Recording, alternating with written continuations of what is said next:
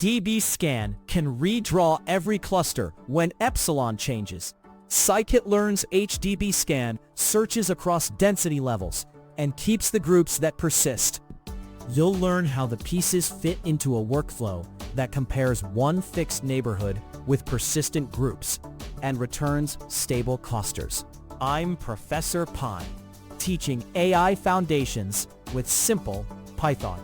Clustering messy spatial or embedding data is a common problem. You want groups that are meaningful, not brittle. DBSCAN works well when clusters share a single clear density.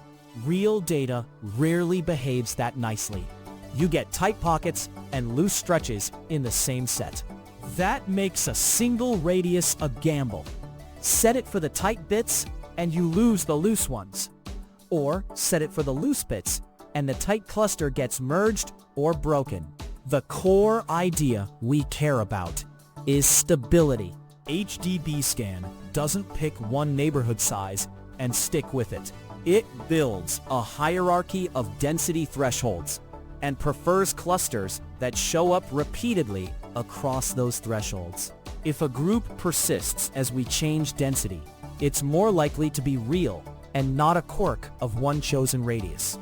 We will build a tiny example that exposes the problem, then show how HDBSCAN gives a better, more stable answer.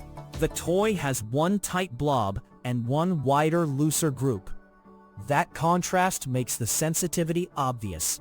We'll use NumPy for data, scikit-learn DBSCAN to show the brittleness, and HDBSCAN to show persistence. Quick note, this code is designed to teach the core idea clearly. Library versions and local setups can vary, so check the official docs if your setup behaves differently.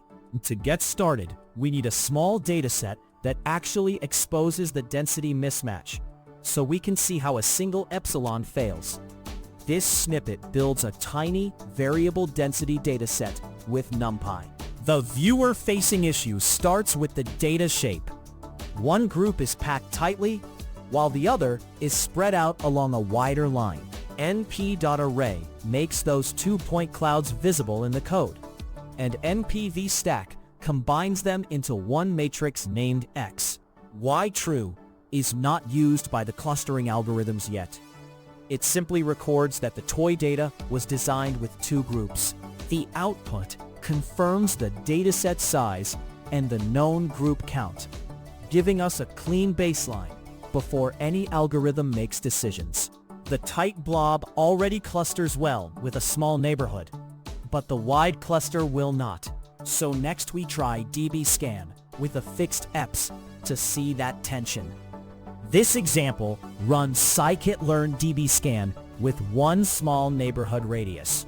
A single EPS value is easy to explain, but it applies the same distance rule to both the tight group and the wider group. DBSCAN, EPS equals 12, min samples 3. Fit X can gather the dense points because their neighbors are close enough.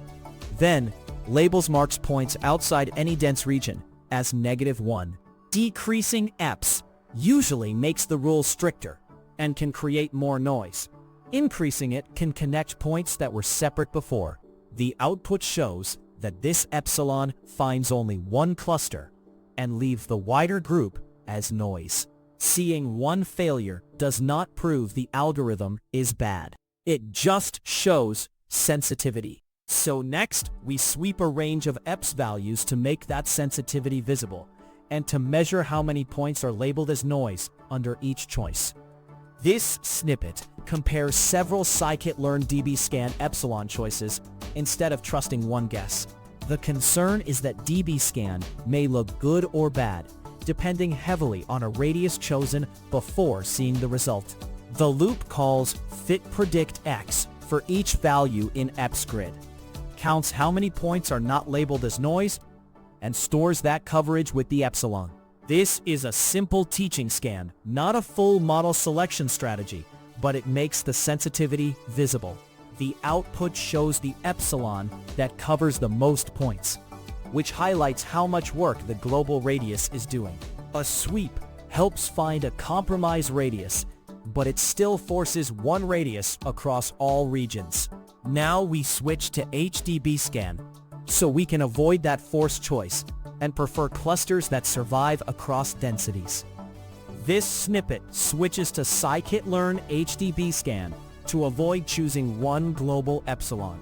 The key idea is that HDBSCAN min cluster size 3, min samples 2, .fit x builds a density hierarchy and keeps clusters that persist strongly enough across density levels. Min cluster size says the smallest group we are willing to call a cluster. So raising it ignores smaller groups, and lowering it allows smaller clusters to survive. HDB labels uses the same -1 convention for noise, which keeps the comparison with DBSCAN easy. The output shows 2 persistent clusters and no noise, matching the variable density structure better. Once we have labels from HDBSCAN, we want a compact summary of what it found and whether cluster sizes match our expectations. That's the final small step. This example turns the scikit-learn HDBSCAN labels into a compact final report with NumPy. After clustering, the practical next question is not just how many clusters exist, but whether their sizes make sense for the original data. Mask removes any noise label, cluster IDs keeps the assigned points, and NP bin count counts how many points landed in each discovered cluster. Sorting the sizes avoids caring whether HDBSCAN names the type group 0 or 1.